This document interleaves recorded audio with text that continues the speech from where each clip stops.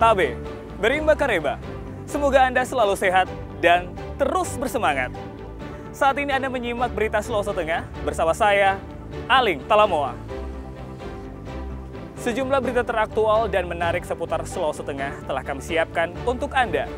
Berikut 3 berita utama hari ini. Seorang polisi terluka dalam penggerebekan narkoba di Kayumalue, Palu.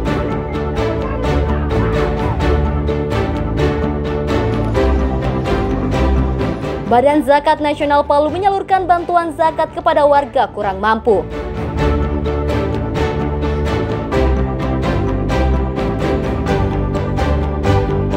Nelayan di Danau Lindu mengeluhkan kurangnya tangkapan selama beberapa bulan terakhir.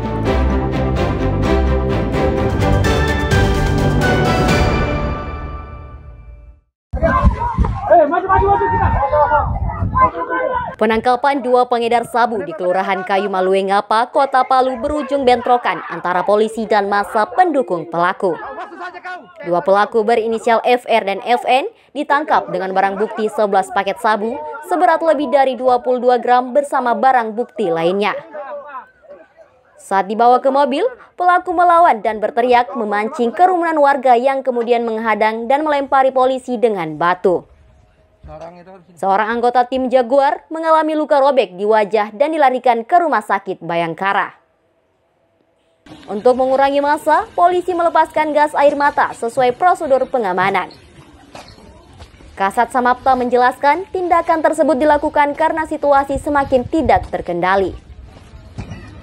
Sesuai dengan Perkap Kapolri nomor 1 tahun 2009 tentang protap penggunaan flashball.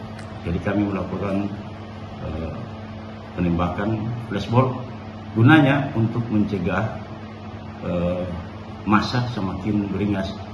Jadi saat itu kami sudah sesuai dengan protap dan kami lakukan penembakan flashball tersebut ke tempat di mana massa pada saat itu berada. Kedua pelaku sudah ditahan di Mapolresta Palu. Satu diduga sebagai pengedar utama, satu lainnya membantu penjualan. Polisi masih menyelidiki asal pasokan sabu-sabu. Kami tidak akan mundur selangkah pun siapapun yang menghalangi langkah kepolisian dalam memberantas narkoba akan kami proses hukum. Terkait pelemparan tadi, kami telah mengidentifikasi pelaku pelemparan dan akan segera bertindak sesuai dengan ketentuan hukum yang berlaku.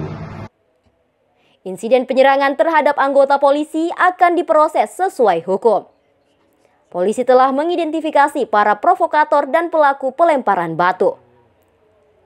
Sementara kedua pelaku pengedar narkoba dijerat dengan Undang-Undang Nomor 35 Tahun 2009 tentang narkotika dengan ancaman hukuman maksimal 20 tahun penjara. Syahrul Cahya melaporkan dari Palu.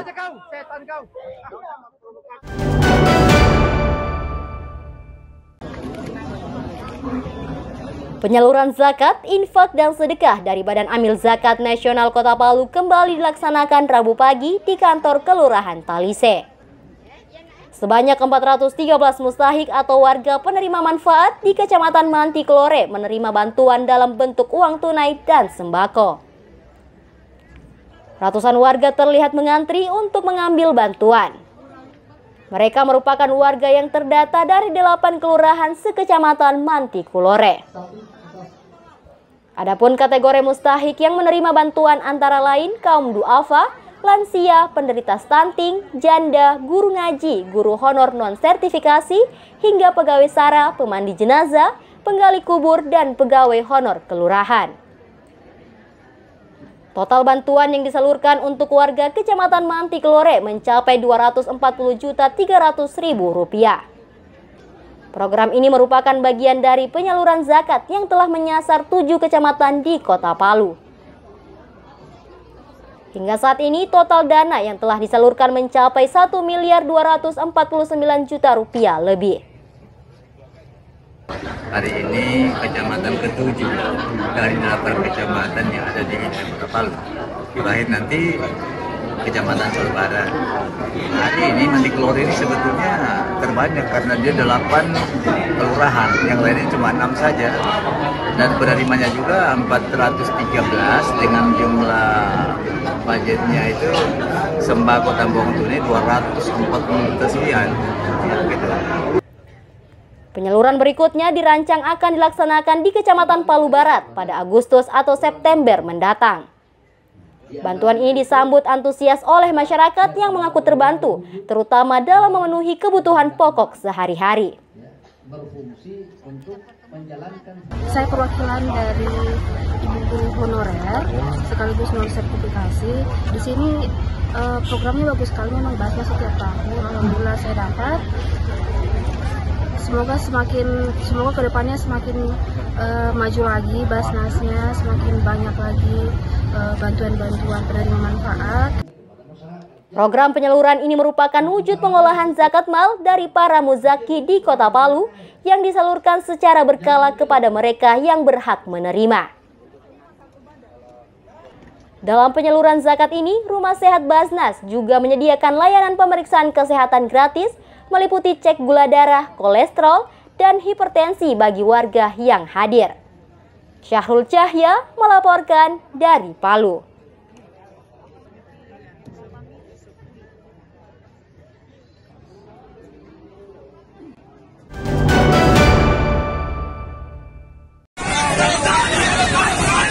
Kasus kebakaran di Kota Palu meningkat dalam kurun waktu 7 bulan terakhir.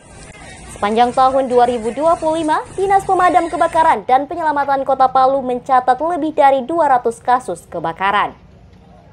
Angka ini terungkap saat petugas meninjau lokasi pasca kebakaran di Pasar Masomba, Palu Selatan. Bidang Pencegahan dan Inspeksi Pemadam Kebakaran dan Penyelamatan Palu menyebutkan kebanyakan kebakaran bersumber dari aktivitas industri dan rumah tangga. Selain akibat instalasi listrik dan gas, sebagian kebakaran juga terjadi akibat pembakaran sampah sembarangan oleh warga. Damkar pun mengimbau warga lebih waspada, terutama dalam penggunaan api di dapur dan pengolahan limbah rumah tangga. Damkar Mat Palu saat ini didukung 150 personel dan 12 armada pemadam. Namun, sebagian di antaranya sudah berusia tua, bahkan masih dipakai sejak tahun 1990. Dua yang sering kami dapati dan pertama itu rata-rata konsumsi listrik. Nah, itu konsumsi listrik biasanya itu fasilitas umum. Pasar, rumah sakit, itu rata-rata konsumsi listrik. Kalau dari rumah tangga biasanya penyebabnya tabung. Tabung meledak. Ada juga sebagian kecil dari kelengahan masyarakat waktu membakar sampah. Jadi kita himbau lagi kepada masyarakat ketika membakar sampah, hati-hati dan harus dijaga. Makanya sekarang keluar pesannya tidak boleh lagi membakar sampah sembarangan.